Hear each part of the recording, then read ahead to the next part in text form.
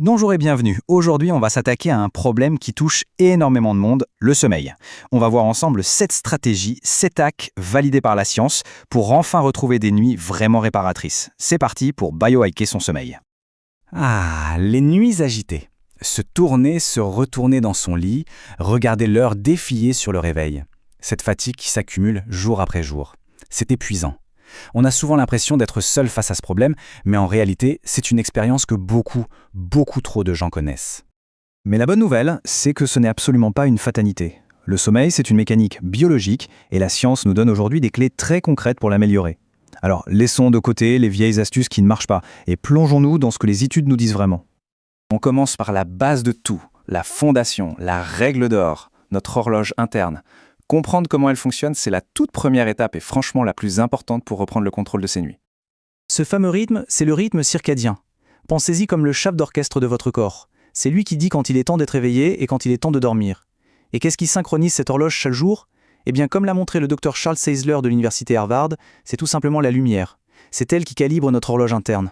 Et ça nous amène directement au hack numéro 1 qui est sans doute le plus puissant de tous, la régularité. Avoir des heures de coucher et de lever fixes, oui, même le week-end, c'est le signal le plus clair et le plus fort qu'on puisse envoyer à notre cerveau pour qu'il sache exactement quand il doit s'endormir et quand il doit se réveiller. Et ça peut paraître étonnant, mais une bonne nuit de sommeil, ça se prépare en fait dès les premières minutes de la journée. La toute première chose qu'on fait au réveil est absolument déterminante pour la nuit qui va suivre. Le hack numéro 2 est donc très simple. À peine levé, mission numéro 1, chercher la lumière. Et je ne parle pas de la lumière de l'ampoule, mais bien la lumière naturelle du soleil.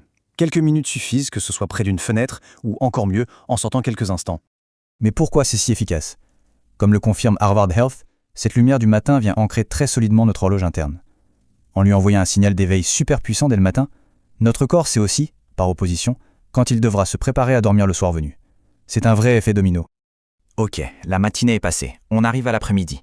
Et là, un ennemi bien connu du sommeil entre en scène. Il faut donc être particulièrement vigilant. La règle, le hack numéro 3, est très claire. Plus de caféine après 16 heures. Pourquoi ?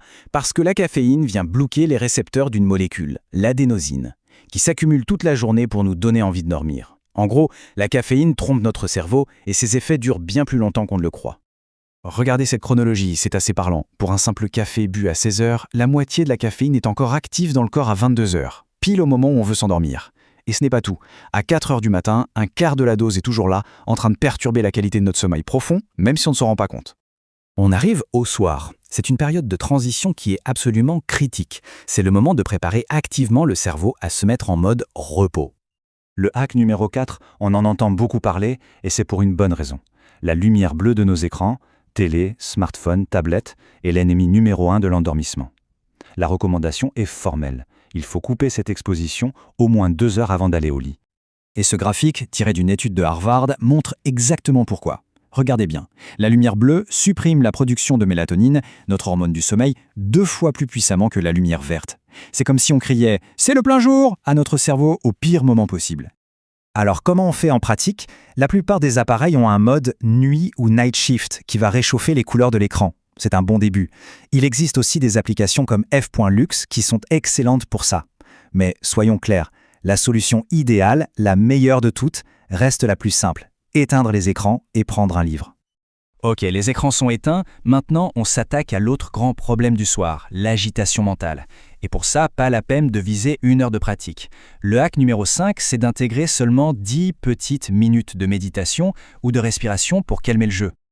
Et attention, ce n'est pas juste une impression. Une étude très sérieuse publiée dans le prestigieux JAMA Internal Medicine a démontré que la méditation de pleine conscience a un impact significatif et mesurable sur la qualité du sommeil. C'est un outil validé par la science. Et pas besoin d'être un expert pour s'y mettre. C'est tout simple. On s'installe confortablement, on ferme les yeux et on porte toute son attention sur sa respiration. On peut ensuite scanner mentalement son corps, des pieds à la tête, en relâchant chaque muscle. Et quand les pensées arrivent, parce qu'elles vont arriver, l'idée c'est juste de les observer passer, comme des nuages, sans s'y accrocher. Le moment du coucher approche. L'esprit est calme. Il est temps de s'assurer que l'environnement, la chambre à coucher, est un véritable sanctuaire dédié au repos. Un chiffre à retenir, 18 degrés Celsius, c'est la température considérée comme idéale pour une chambre à coucher. Voilà le hack numéro 6. La science derrière ça est assez fascinante. Pour pouvoir s'endormir, notre corps a besoin de baisser sa température interne. Une chambre fraîche facilite énormément ce processus et ça envoie un signal biologique très puissant au cerveau qu'il est temps de dormir. C'est bien plus efficace qu'une chambre surchauffée. Maintenant que l'environnement est parfait, on passe au 7e et dernier hack. Celui-là, il est psychologique. Le cerveau adore les associations. Il est donc crucial de lui apprendre que le lit, c'est fait pour 2 choses, et seulement 2, le sommeil et l'intimité. Donc, pas de travail au lit, pas de repas et surtout, pas de scrolling sur le smartphone. Cet espace doit créer une association mentale directe avec le repos. Allez, un petit récapitulatif rapide de cette journée parfaite pour le sommeil. Le matin, on s'expose à la lumière naturelle. L'après-midi, on arrête la caféine à 16 heures. Le soir, on coupe la lumière bleue et on calme son esprit. La nuit, on dort dans une chambre fraîche, dans un lit dédié uniquement au sommeil. Et le pilier qui soutient tout ça, une régularité à tout épreuve. Voilà, les clés sont sur la table. La question n'est plus de savoir quoi faire, mais bien de commencer. Alors, quelle sera la toute première habitude à mettre en place dès ce soir pour enfin retrouver le chemin de nuit vraiment réparatrice ?